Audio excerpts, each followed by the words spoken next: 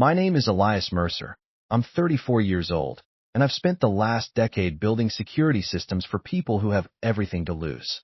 Corporate executives, politicians, tech billionaires, people who need to know that their homes are fortresses. I design systems so sophisticated that even I sometimes marvel at them.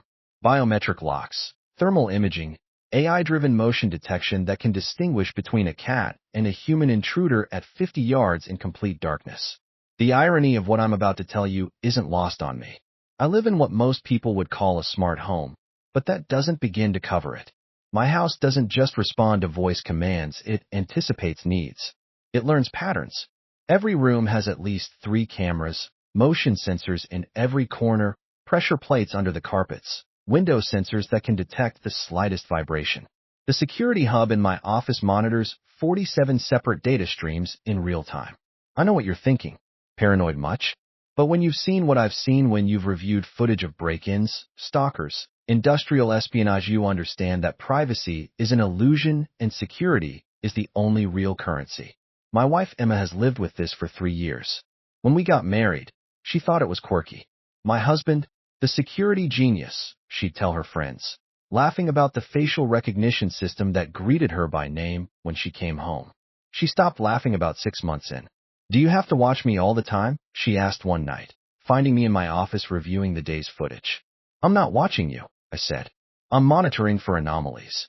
"That's the same thing, Elias." "No, it's really not." We had that conversation maybe 20 times. Each time, the gap between us grew a little wider. But I thought we were okay. We had date nights. We took vacations. We talked about having kids someday. I thought the security stuff was just my quirk, something she'd learned to live with, like people learn to live with a partner who snores or leaves dishes in the sink. I was so fucking wrong. It started 3 weeks ago with something so small I almost missed it. I was reviewing the overnight log, something I do every morning with my coffee, a ritual as automatic as brushing my teeth, when I noticed a 3-second gap in the feed from camera 7, the one covering the hallway outside my office. 3 seconds. That's nothing, right? Could be a power fluctuation, a momentary network hiccup, any number of benign technical glitches. Except my system doesn't have glitches. It's built with triple redundancy, backed up by 3 separate power sources, monitored by an AI that alerts me to any irregularity within milliseconds. I checked the logs. No power fluctuation. No network interruption. No alert from the monitoring AI. Just 3 seconds of nothing where there should have been continuous footage. I let it go. Told myself even perfect systems have hiccups sometimes. 2 days later, it happened again. Camera 11, the one in the garage. For seconds this time. Again, no alerts, no system logs indicating any problem. Just a clean, surgical gap in the footage. That's when I knew. Someone was accessing my system. Someone was creating blind spots. The thing about security systems is that they're only as strong as their weakest point, and the weakest point is always human. Passwords can be guessed, access codes can be stolen, biometric data can be spoofed if you know what you're doing. But my system requires layered authentication, fingerprint, voice recognition, and a 32-character password that changes every 48 hours. Only 2 people in the world have access to all 3 authentication layers. Me and Emma. I didn't want to believe it. Spent 3 days convincing myself I was being paranoid, that there had to be another explanation. Maybe someone had hacked the system remotely. Maybe there was a bug in the AI that was deleting random segments. Maybe I was losing my mind. But deep down I knew. The same instinct that makes me good at my job, the ability to see patterns, to recognize when something is off, was screaming at me. So I did what I do best. I started watching. Not Emma directly. I'm not a monster, and despite what she might tell her friends, I don't spend my days creeping on my wife. But I started paying attention to the patterns. When did the blind spots appear? What time of day? Which cameras were affected? The pattern emerged within a week. The gaps only appeared between 1 a.m. and 3 a.m. They only affected cameras on the first floor, and they always occurred when Emma had taken a sleeping pill and gone to bed early. Or at least, when she'd told me she was going to bed early. Last Tuesday, I set a trap. Told Emma I had to fly to Denver for a client meeting, that I'd be gone overnight. She seemed relieved, which should have been my first clue. 3 years of marriage, and she was relieved to have me gone. I drove to the airport, parked in long-term parking, then took an Uber back to the house. Let myself in through the basement entrance, the only door in the house without a camera, an intentional blind spot I'd created years ago for exactly this kind of situation. The ultimate failsafe. One entrance even I couldn't monitor remotely. I sat in the basement utility room for 3 hours, watching the security feeds on my tablet, waiting. At 1:47 a.m., the blind spots started appearing. Camera 7, Camera 11, Camera 15. Like clockwork, creating a corridor of invisibility from the kitchen door to my office. Then I heard it. The soft click of the kitchen door opening. Footsteps. 2 sets of footsteps. I switched to thermal imaging. 2 heat signatures moving through the house. One I recognized immediately: Emma's gait, her height, the way she moved. The other was male, taller, moving with the careful precision of someone who knew they were in a surveilled space but believed they'd disabled the surveillance. They went to my office. The one room in the house where I keep everything that matters. Client files, security protocols, access codes to systems I've built for dozens of high-value clients. Information that, in the wrong hands, could compromise some of the most powerful people in the country. I watched on thermal as they approached my desk. Watched as the male figure pulled something from my locked drawer, a drawer with a biometric lock that only opens to my fingerprint. Unless someone had created a copy of my fingerprint. I sat there in the dark basement, watching my wife help a stranger steal from me, and felt something inside me turn to ice. Not anger. Not yet. Just a cold, crystalline clarity about what was happening and what it meant. They spent 20 minutes in my office. Then the blind spots started reappearing in reverse, creating their corridor of escape back to the kitchen door. I heard it close softly. Heard Emma's footsteps on the stairs. Heard our bedroom door close. I waited another hour in the basement, thinking, planning, trying to understand. The drive they'd stolen, I knew which one it was without even checking. The unmarked portable drive I kept in my locked drawer. Emma had asked me about it once, months ago. What's on that? She'd asked, too casually. Client data, I'd said. Boring stuff. Must be important if you keep it locked up. It's just procedure. She'd dropped it then, but she'd been thinking about it. Planning. When I finally went upstairs, Emma was asleep in our bed. Or pretending to be. I stood in the doorway for a long time, watching her breathe, wondering when exactly she'd decided to betray me. Wondering who the man was and what she'd promised him in exchange for his help. The next morning, she acted completely normal. Made coffee, asked about my flight, kissed me goodbye before she left for work at the design firm downtown. I spent that day reviewing every second of footage I still had access to, piecing together the timeline. The blind spots had been appearing for 3 weeks. 3 weeks of Emma sneaking someone into our house while I slept or traveled. 3 weeks of reconnaissance, planning, preparing for the heist. But here's the thing they didn't know. The thing Emma couldn't have known because I never told her. That drive was a decoy. The real client data lives in an encrypted cloud server with quantum-level security. The drive in my drawer? It's a tracker disguised as a storage device. The moment someone plugs it into a computer, I know exactly where they are, what they're looking at, even what they're typing. It's a trap I set up years ago, a precaution against exactly this kind of scenario. I've just never imagined I'd be using it against my own wife. I activated the tracker yesterday. Got the ping immediately. The drive was plugged into a laptop at an address in the industrial district. One of those anonymous office buildings that rent space by the week, no questions asked. So now I know where. I know who. I know what they're after. What I don't know is why. Why would Emma do this? We have problems, sure, but don't all marriages? The surveillance bothers her, but it's not like I'm controlling or abusive. She has her own life, her own career, her own friends. What could possibly motivate her to betray me like this? Money? We're not rich, but we're comfortable. My consulting work pays well enough. Revenge? For what? The cameras? The security protocols? Is this about making me feel violated the way she feels violated? Or is it something else entirely? Something I'm too close to see? I've spent 3 days trying to figure it out, and I keep coming back to the same conclusion. It doesn't matter why. What matters is what I do next. I could call the police. Present them with the evidence, have Emma and her accomplice arrested for theft, breaking and entering, conspiracy. I'd be within my rights. The law would be on my side. But that's not how I operate. I don't invite authorities into my life. I solve my own problems. So tonight, I'm going to do what I should have done 3 weeks ago. I'm going to confront them. Not during the day, not in a public place. Tonight, 3 a.m. In our kitchen, just like in all those security reviews I conduct, where I tell clients the most dangerous time is the dead of night when your guard is down. They think they're safe. They think they got away with it. They think the blind spots they created mean I don't know what happened. They're about to learn why I'm very, very good at my job. I haven't slept in 3 days. Not because I can't, but because I'm watching. Really watching now, not just monitoring. There's a difference. Monitoring is passive, automated, trusting the system to catch anomalies. Watching is active.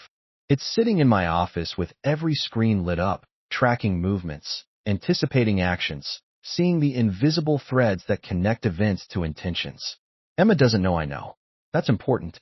She goes through her day like everything is normal: coffee in the morning, scrolling through her phone at breakfast, asking me about my meetings, kissing me before she leaves for work. The performance is flawless. If I didn't know better, I'd believe it completely. But I do know better. And now that I'm actually watching instead of just monitoring, I'm seeing things I missed before. Small things that my subconscious probably registered but that I never examined closely. Like the way Emma's eyes flick to my office door when she thinks I'm not looking. The way she tenses slightly when I mention having to travel for work. The way she started leaving her phone face down on the table when she used to leave it face up without a second thought. And the messages. God, the messages. I finally cracked her phone yesterday. Not proud of it. But this is past the point of marital trust. This is about survival, about protecting everything I've built. I used a forensic tool I keep for client security audits, the kind of thing that can bypass any consumer-grade encryption in about 30 seconds. The text thread with M started 6 months ago. 6 months. Not 3 weeks like I thought. The blind spots in my security system were just the endgame. This has been going on for half a year. The early messages were innocent enough. Flirty, but not overtly sexual. Talk about coffee, about work stress, about how no one understands what it's like. Then they progressed. Complaints about me, about feeling trapped, about the constant surveillance making her feel like a prisoner in her own home. He watches everything. Emma wrote to M 3 months ago. I can't breathe. I need out, but I need money first. M's response. How much are we talking? Enough to disappear. Enough to start over somewhere he can't find me. What about the data you mentioned? The client files. Worth millions to the right buyer. Industrial security protocols, access codes, vulnerability assessments. He's too arrogant to think anyone could get to them. I sat there staring at that message for 10 minutes. My wife wasn't just stealing from me. She was planning to sell my life's work, information that could compromise dozens of clients who trusted me with their safety, to fund her escape. The later messages got more specific. M wasn't just some guy Emma was having an affair with. He was a professional. Former military, specialized in corporate espionage, currently freelancing for the highest bidder.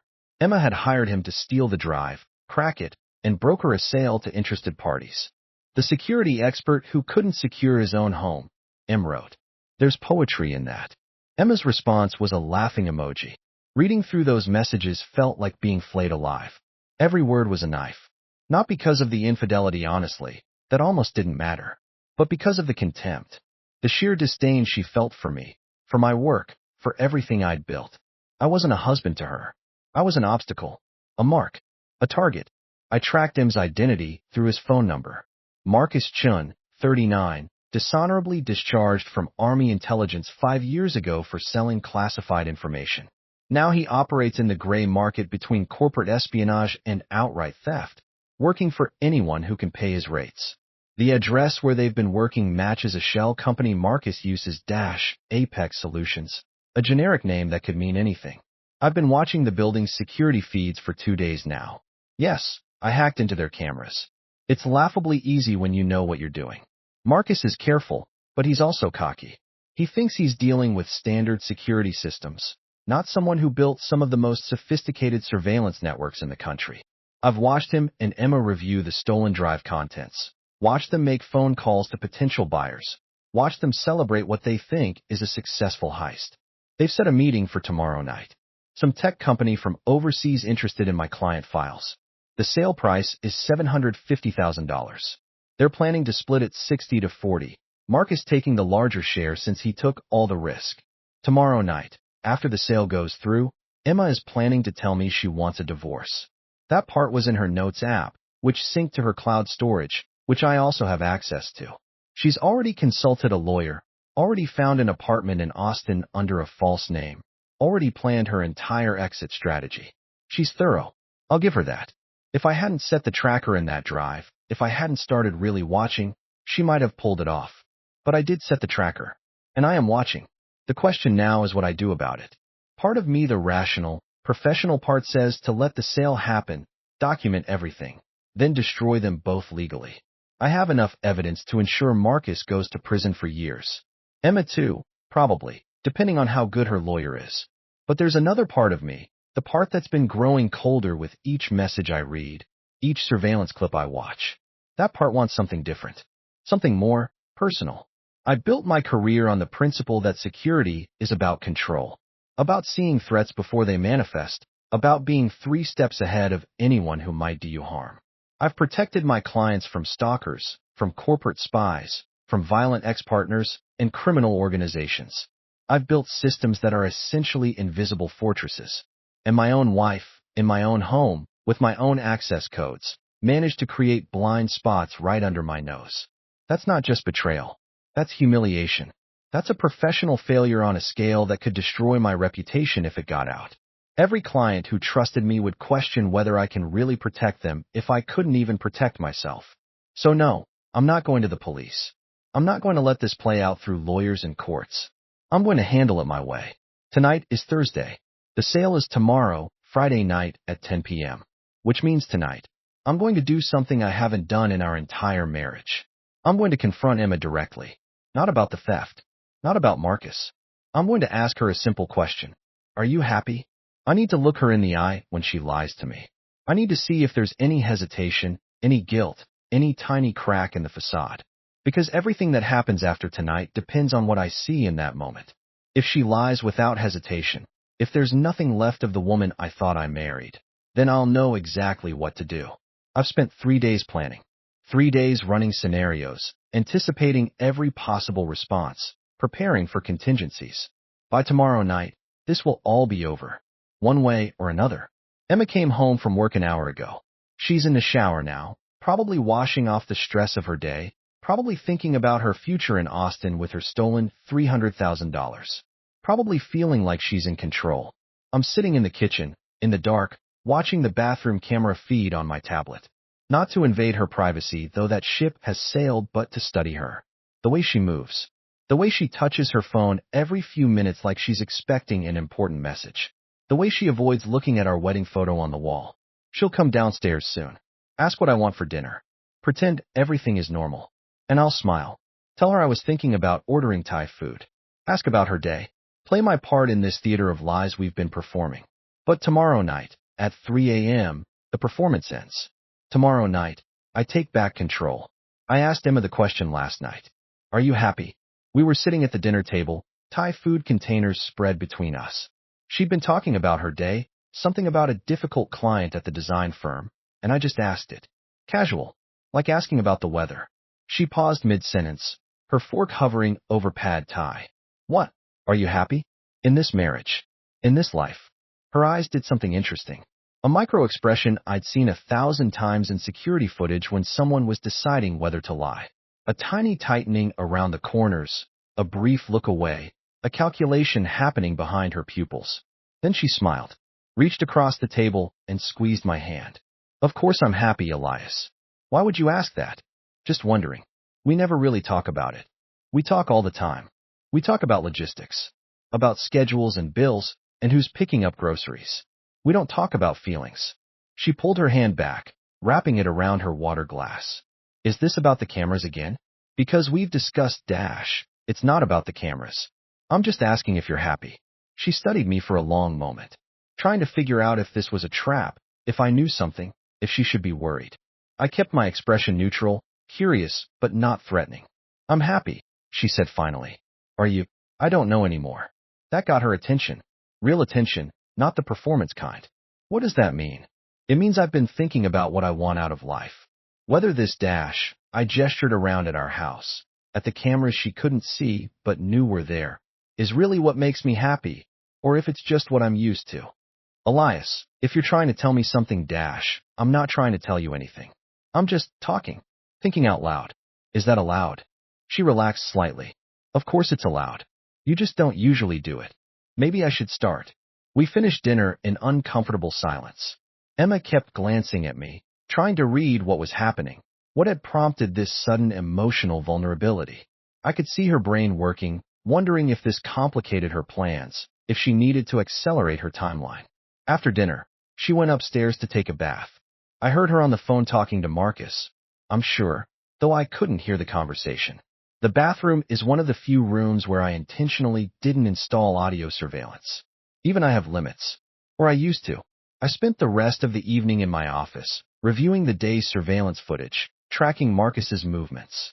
He'd been to the Apex Solutions office 3 times today, meeting with various people I didn't recognize, probably finalizing details for tonight's sale.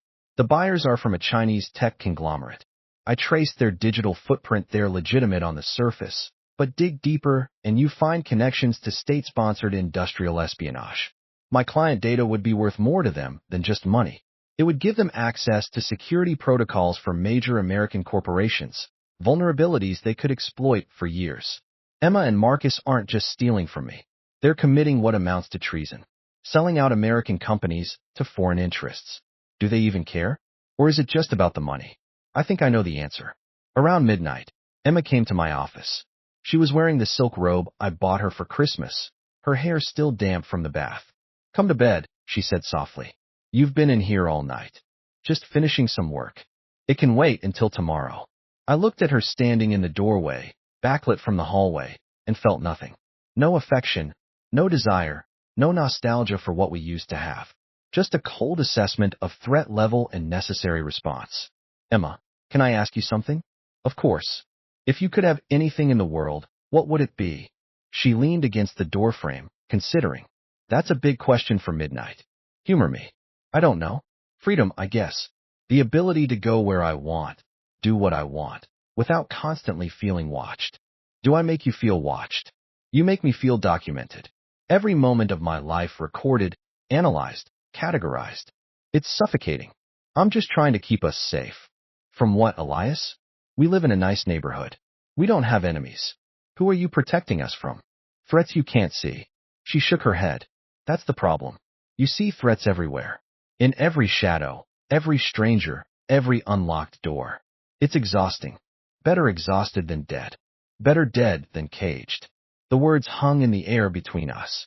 She realized what she'd said, tried to take it back. I didn't mean dash. Yes, you did. And I understand. She looked surprised. You do? I do. Which is why I'm going to give you what you want. What do you mean? Freedom. I'm going to let you go. No fight, no drama. You want out, you're out. I watched her process this. Confusion, then suspicion, then relief, then suspicion again.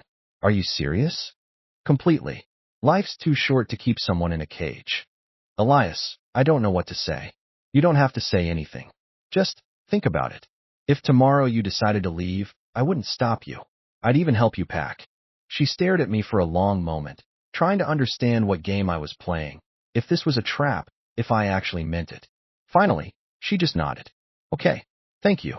She went to bed. I stayed in my office, watching her on the bedroom camera. She lay there for hours, staring at the ceiling, occasionally checking her phone. At 2:47 a.m., she finally fell asleep. I watched her sleep and wondered if she dreamed of Austin, of her new life, her freedom, her $300,000. Wondered if she felt any guilt at all, or if I was just an obstacle she'd successfully bypassed. It's 6 a.m. now. In 16 hours, Marcus and Emma will meet with the Chinese buyers. They'll transfer the data or try to. They'll get their money. They'll celebrate their success. And at 3 a.m. tonight, I'll be waiting in the kitchen. Because here's what they don't know. The tracker in that drive doesn't just show me location. It shows me everything. Every file they access, every keystroke they make, every piece of data they think they're selling. And I've been feeding them exactly what I want them to have. Modified files, corrupted data, security protocols that lead nowhere, vulnerability assessments for systems that don't exist. They think they're selling top-tier intelligence. They're actually selling sophisticated garbage that will take the buyers months to realize is worthless. By the time they figure it out, Emma and Marcus will have already spent some of the money. And the Chinese buyers, the kind of people who don't appreciate being conned, will be very, very unhappy. I won't have to do anything. The situation will handle itself. But first, I need to have a conversation. One last conversation in our kitchen, in the dark, at 3 a.m., where I'll explain to Emma exactly how thoroughly she's been played. Where I'll watch her realize that she was never the hunter in this scenario. She was always the prey. I've been sitting in this coffee shop across from Apex Solutions for 6 hours, watching Marcus and Emma prepare for their big payday. Yes, I know this is technically stalking. I don't care anymore. We're past the point of social norms and marital boundaries. This is about understanding your enemy, and Emma stopped being my wife the moment she hired someone to rob me. Through their office window, 3rd floor, corner suite, I can see them setting up. Marcus has a laptop connected to multiple monitors. Emma is pacing, checking her phone every few minutes. They're nervous, which is good. Nervous people make mistakes. The buyers arrived 15 minutes ago. 3 men in expensive suits, the kind of people who've never had to worry about money in their lives because they were born into it. They're Chinese nationals, but they've been living in San Francisco for the past 2 years under diplomatic visas, which means they have immunity, which means if this sale goes wrong, they can't be touched by American law enforcement. Emma and Marcus don't know this. They think they're dealing with businessmen. They don't realize they're dealing with intelligence operatives who answer directly to Beijing. I'm watching the meeting through a hijacked security camera feed. It's almost comical how easy it was to access. Marcus thought he'd disabled the building's surveillance, but he only disabled the official system. He didn't account for the backup system the building manager installed last year after a break-in. Amateur mistake. The lead buyer Me.e identified him as Chun Zhao, deputy director of something called the Strategic Information Acquisition Division, is examining the drive contents on Marcus's laptop. He's clicking through files, opening documents, reviewing security protocols. I can see his expression changing. Confusion at first, then suspicion, then anger. This is the moment I've been waiting for. Chun Zhao says something in Mandarin to his associates. One of them starts typing rapidly on another laptop.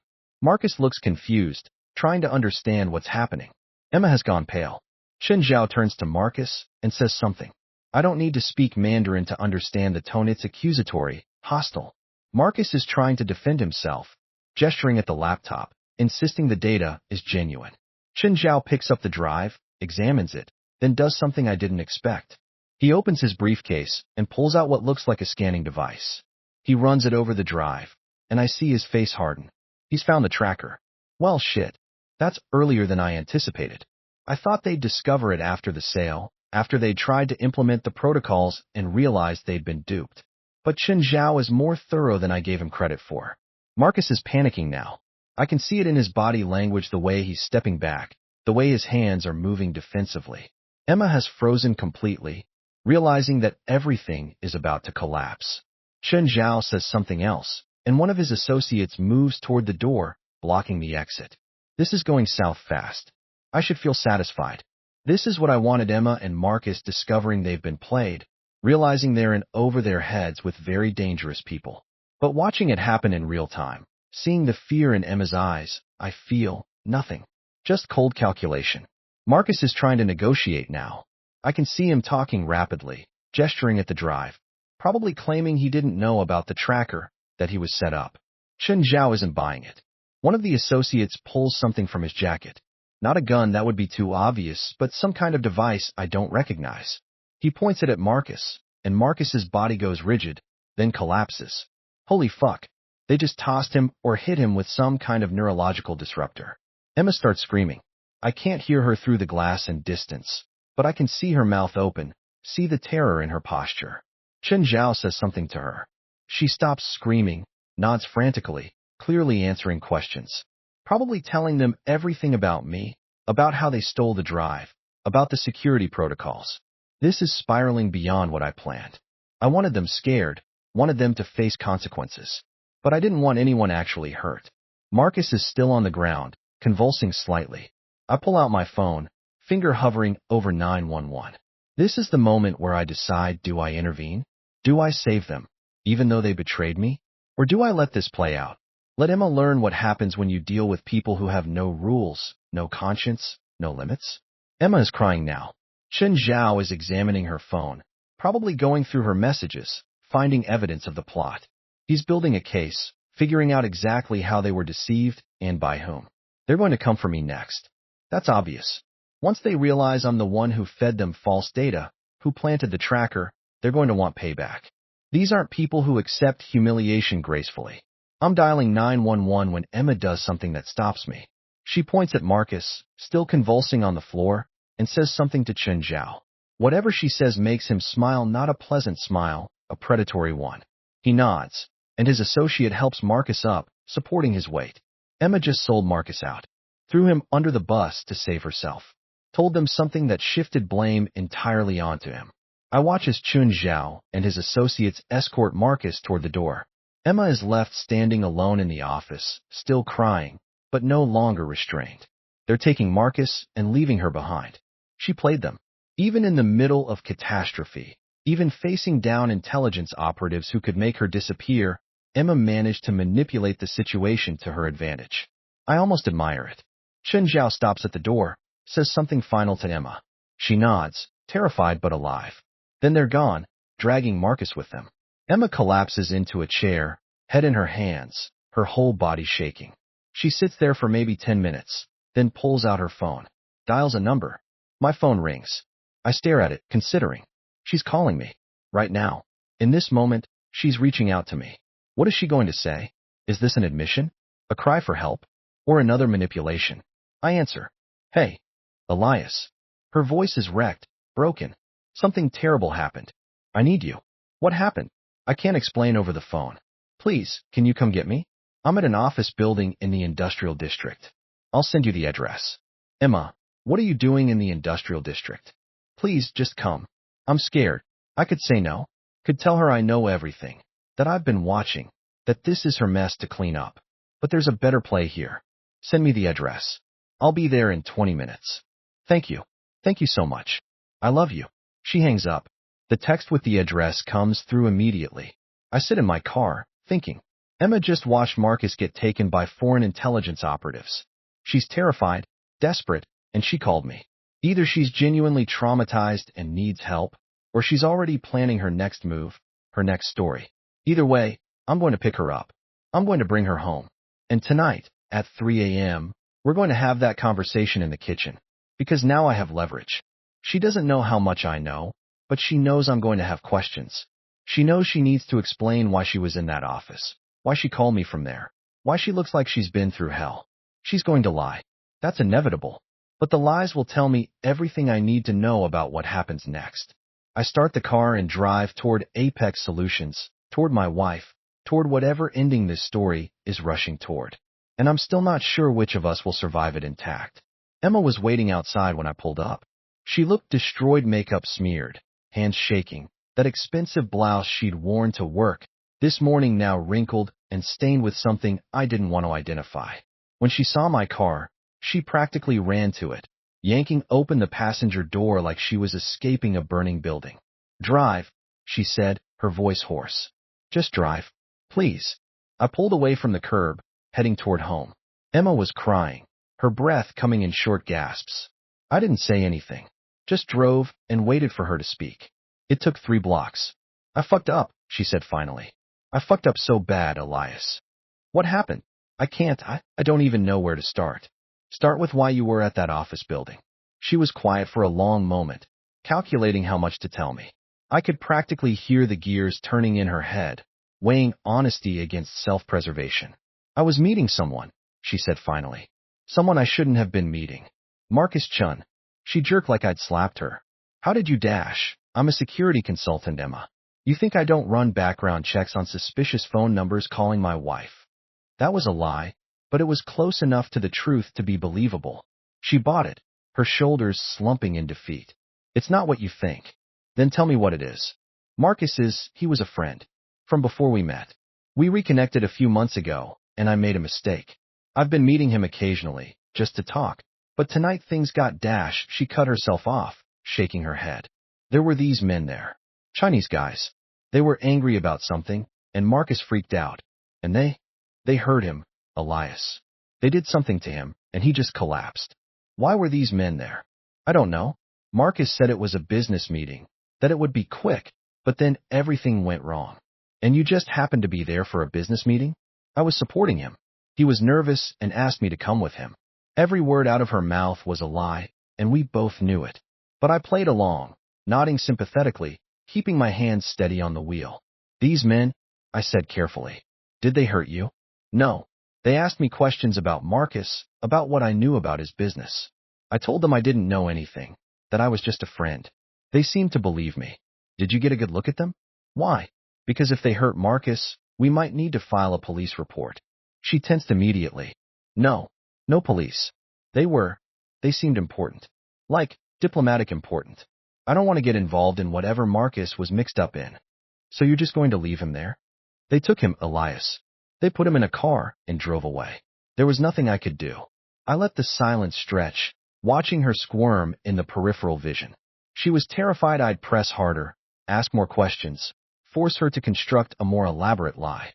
I'm sorry, she said after a minute. I know I shouldn't have been there. I know this looks bad, but I swear, nothing happened between me and Marcus. We were just friends. Friends. Yes, just friends. We pulled into our driveway. Emma got out quickly, practically running for the door. I followed at a more measured pace, watching her fumble with her keys, her hands still shaking. Inside, she went straight for the stairs. I need to shower. I feel disgusting. Emma. She stopped, halfway up the stairs, not turning around. Whatever you're mixed up in, I said quietly. Whatever happened tonight, you need to tell me the truth. All of it. Because if dangerous people are involved, I need to know how to protect us. She turned then, and for just a second, I saw something in her eyes. Not guilt. Not fear. Something colder. Calculation. There's nothing to tell, she said. I made a stupid mistake being friends with Marcus, and tonight I learned he was involved in something dangerous. That's all. I'm not mixed up in anything except being in the wrong place at the wrong time. She went upstairs.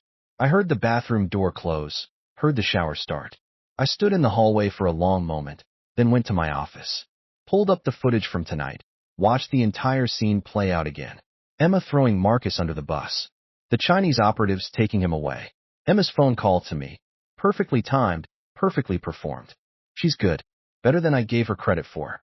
In the car, she'd fed me a story that was close enough to the truth to be credible, but sanitized of anything that might implicate her. She'd positioned herself as an innocent bystander, a friend who'd been dragged into something beyond her control. If I didn't have surveillance footage proving otherwise, I might have believed her. The question now is, what is Emma planning? Does she think this is over, that Marcus took the fall and she's in the clear? Or is she already working on her next move, her next escape plan? I checked the tracker in the drive. It's still active, but not moving. Either it's been destroyed, or it's sitting somewhere static. Either way, the data has been compromised. The Chinese operatives know I'm involved now. Chen Zhao is smart enough to backtrack the corruption in those files, to realize someone with serious technical skills deliberately fed them garbage. Which means I'm in danger too. Not immediate danger, they need to assess the situation first, figure out who they're dealing with, but it's coming. Emma and I are both targets now. The difference is, I saw this coming. I've been preparing. I hear the shower turn off upstairs. Emma will come down soon, probably wrapped in a robe, probably trying to look vulnerable and shaken. She'll want comfort, want me to hold her and tell her everything is okay. I'll do it. I'll play my part. Because tonight isn't the night for confrontation. Tonight is for letting Emma think she's safe, letting her relax into whatever new lie she's constructing. The real conversation happens tomorrow, 3 a.m., in the kitchen, when her guard is down and she's not expecting it. When I show her that I've been watching the whole time. When I make her understand that she never had control of this situation. She never had control of anything. Emma came downstairs 20 minutes later, wearing sweatpants and one of my old college t-shirts. Her hair was wet, her face scrubbed clean of makeup. She looked young, vulnerable. It was a good performance. I'm sorry about tonight, she said, sitting down on the couch next to me. I know I scared you. I was worried. I said, which was technically true. I don't want to talk about it anymore. Can we just watch something mindless? We spent the next 2 hours watching a cooking show neither of us cared about. Emma kept glancing at her phone, checking for messages that weren't coming.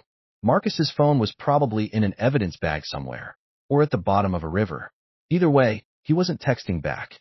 Around midnight, Emma stood up. I'm exhausted. I'm going to bed. I'll be up soon. Just want to finish this episode. She kissed the top of my head in an unusual gesture of affection that felt more like relief than love and went upstairs. I waited until I heard the bedroom door close, then went to my office. Time to check on Marcus. The tracking app on my phone showed his last known location, a warehouse in the Port District, the kind of place that hasn't seen legitimate business in decades. The signal had gone dead 3 hours ago. Either his phone was destroyed or he was in a location that blocked all signals. Neither option was good for Marcus. I pulled up news sites, police scanners, emergency services reports. Nothing about a missing person, nothing about a disturbance at Apex Solutions, nothing about foreign nationals involved in suspicious activities. Chen Zhao and his people had been clean, professional. They'd taken Marcus without leaving any official trail, which meant Marcus was either dead or being interrogated somewhere dark and soundproof. And if he was being interrogated, he was telling them everything. About Emma, about the stolen drive, about me.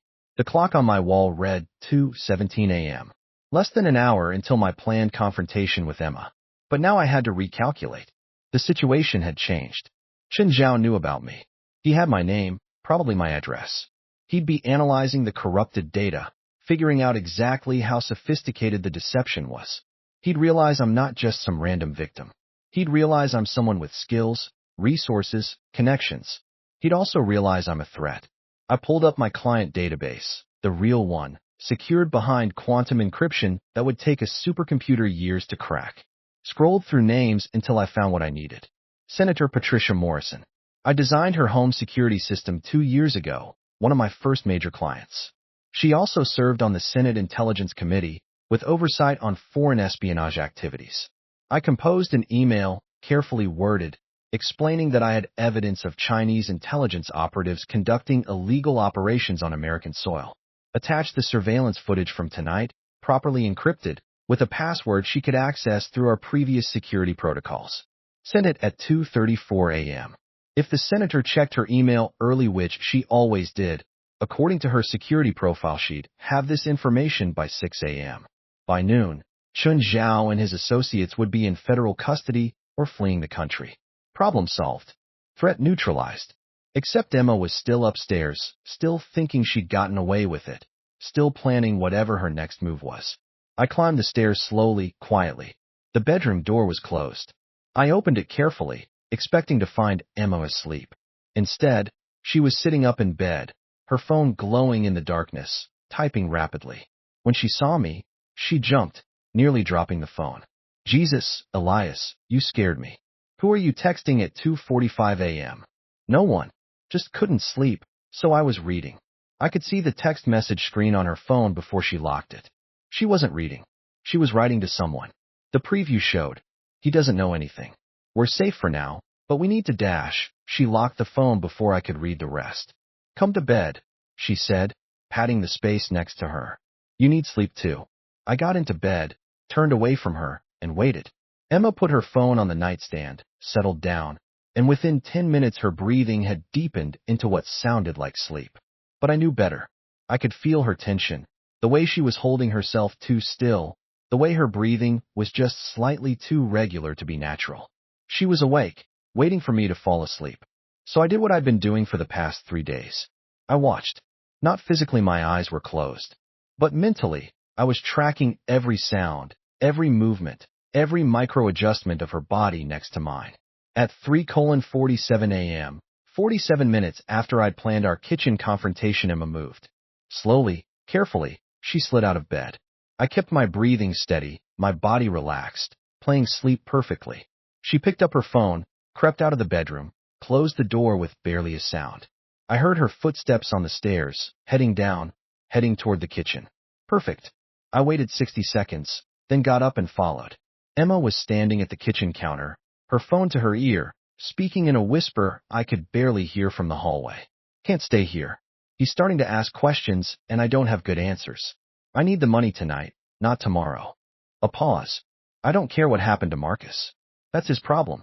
We had a deal, and I kept my end. You owe me $300,000. Another pause, longer this time. Listen to me very carefully. I have backup files. Everything you think you have exclusively, I also have. If you don't transfer the money by 6 a.m., Those files go to the FBI. Do we understand each other? She listened for another moment, then smiled. It wasn't a happy smile. It was the smile of someone who just won. Good. Wire transfer to the account I gave you. Once I confirm receipt, we're done. You never contact me again, I never contact you. Clean break. She hung up, stood there for a moment, staring at her phone, probably checking her bank account to see if the transfer had already started. That's when I turned on the lights. Emma spun around, her face going from victorious to terrified in the space of a heartbeat. Hello, Emma, I said quietly. I think it's time we had that talk. Emma's face cycled through emotions so quickly I could barely track them. Shock, fear, anger, calculation, and finally, resignation. She set her phone down on the counter slowly, deliberately, like she was buying time to think. How long have you been standing there? She asked. Long enough. I walked into the kitchen, staying on the opposite side of the island from her. Keeping distance. Keeping control. Who were you talking to? Elias. I can explain. No more lies, Emma. Please. After everything, just give me the truth. She stared at me for a long moment, and I watched her make a decision. Not to tell the truth, she was incapable of that at this point, but to tell a version of the truth that might still save her. His name is Derek Chun, she said. He's Marcus's brother. A lawyer. He's been helping me plan my exit from this marriage. Your exit? Yes. She said it defiantly, chin up, like she was daring me to judge her. I've been unhappy for over a year, Elias. Living under constant surveillance, feeling like I'm a prisoner in my own home. Derek offered to help me leave, to set up a new life somewhere you couldn't find me. And the $300,000. She flinched. You heard that part. I heard all of it. The files. The FBI threat. The wire transfer. All of it. Emma's hands started shaking. She gripped the counter to steady herself. It's not what you think. Then tell me what it is. Because from where I'm standing, it looks like you hired Marcus to steal from me, planned to sell my client data to foreign intelligence. And when that went sideways, you immediately pivoted to blackmailing someone, possibly those same foreign agents, for money you could use to disappear. I didn't know they were foreign agents. Marcus said they were corporate buyers. Did you care? Would it have mattered if you'd known? She looked away. That was answer enough. I pulled out my phone, opened the surveillance footage from tonight, and set it on the counter between us. I've been watching, Emma. Not just monitoring. Actually watching. I saw Marcus take the drive from my office 3 weeks ago. I saw you help him. I saw tonight's meeting at Apex Solutions. I saw you throw Marcus under the bus when things went bad. I saw everything. Her eyes widened as she realized the implications. You knew. This whole time you knew. I've known for 3 weeks. Then why didn't you stop us? Why didn't you call the police? Because I wanted to see how far you'd go. I wanted to understand what you'd become. And I wanted you to face the consequences of your choices naturally, without my interference. Emma's face hardened. You used me as bait. You used me as a mark. Seems fair. This is your fault, she said, her voice rising. You made me into this. Your constant surveillance, your paranoia, your need to control everything, you drove me to this. I drove you to steal from me, to commit espionage, to endanger everything I've built. You drove me to want to escape. Every day in this house is like being in a cage. You watch me eat, sleep, shower. You track my car, my phone, my credit cards. You've documented every second of my life for 3 years. What did you expect would happen? I expected you to communicate, to tell me if something was wrong, to act like an adult instead of a criminal. I tried talking to you. 100 times I tried. And every time, you said you were just keeping us safe. That this was normal. That I was being unreasonable for wanting privacy. She wasn't entirely wrong. I could see that now, in the harsh light of the kitchen at 3 a.m., with everything stripped down to its bones. I had been too much. The surveillance had crossed lines. But that didn't justify what she'd done. So your solution was to destroy me? I asked quietly. My solution was to survive. To get enough money to disappear and start over somewhere you couldn't find me. With Derek Chun. Yes, with Derek. He understands what it's like to feel trapped. He's helping me because he cares about me. He's helping you because his brother got taken by Chinese intelligence and he needs leverage. You're not his girlfriend, Emma. You're his insurance policy. That hit her. I could see the doubt creeping in, the realization that maybe Derek's motives weren't as pure as she'd thought. The drive you stole, I continued, had corrupted data. Everything on it was useless. I knew you'd taken it, so I made sure whatever you sold would be worthless. That's not possible. Marcus checked it. Marcus checked that files existed and were encrypted properly. He didn't check if the encryption contained actual data or just sophisticated gibberish. You're lying. I pulled up another screen on my phone, showed her the code I'd written, the algorithm that had corrupted every file while maintaining the appearance of legitimacy. I'm really not. Emma sank onto one of the kitchen stools, her head in her hands. So this was all for nothing. Not nothing. The Chinese operatives paid you $750,000 for the drive, didn't they? Before they realized it was fake. That money's gone. Marcus had it. They took it when they took him. But Derek still owes you $300,000 for whatever backup files you claim to have. She looked up, hope flickering in her eyes. Yes, those are real. I made copies before Marcus encrypted the originals. I almost felt sorry for her. Almost. Emma, those files are just as corrupted as the ones on the drive. Whatever you have is worthless. And when Derek's Chinese friends realize they've been scammed twice, they're going to be very, very unhappy with both of you. The color drained from her face. No, I checked. The files open fine. They open fine. But try to actually use them. Try to implement any of those security protocols. You'll find they lead nowhere. You destroyed everything.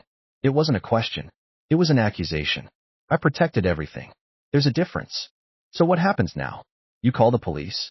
I go to jail? Is that your revenge?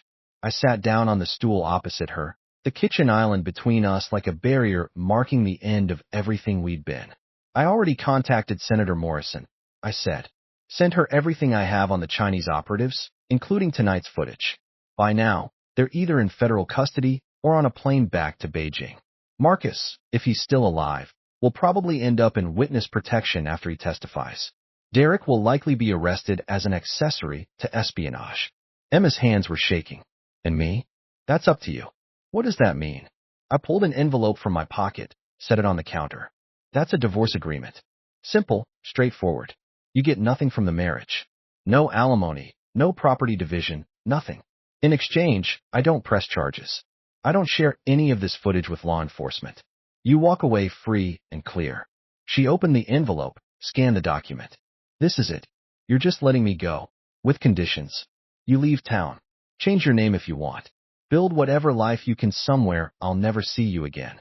But if you ever come back, if you ever try to contact me or interfere with my work or my clients, all of this evidence goes public. Every court in the country will see exactly what you did. And if I don't sign, then I do press charges. Theft, conspiracy to commit espionage, fraud. You'll be in federal prison for a decade minimum. Your choice. Emma stared at the document for a long time. I could see her calculating, trying to find an angle, a way to salvage something from this disaster. But there was nothing left to salvage. Can I ask you something? She said finally. Go ahead. Did you ever really love me? Or was I just another security project to you?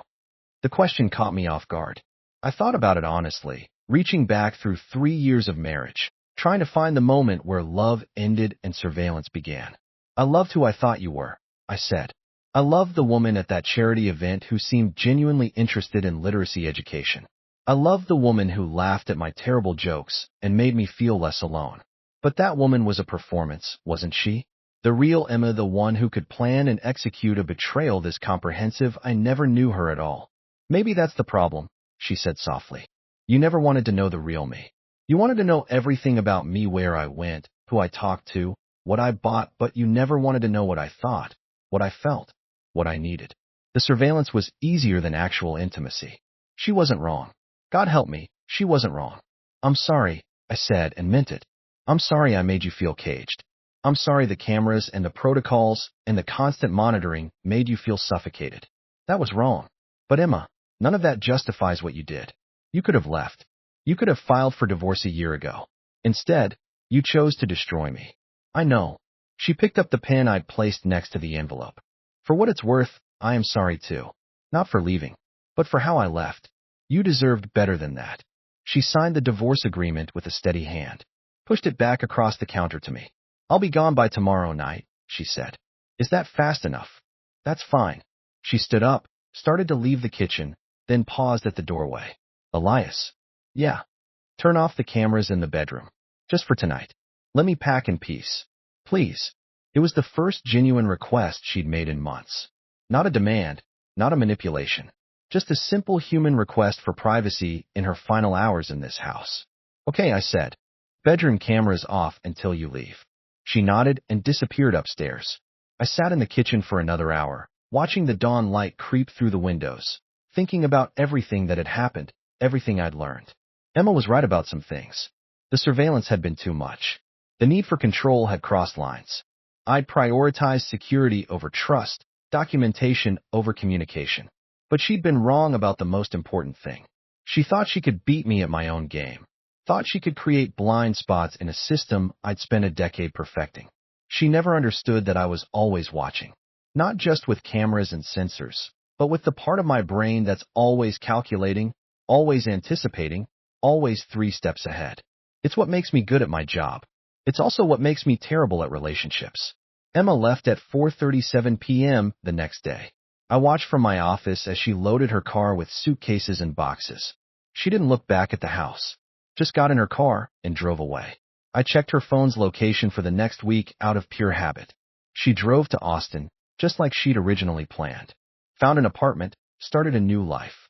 6 months later, I heard from Senator Morrison. The Chinese operatives had been deported in a quiet diplomatic arrangement.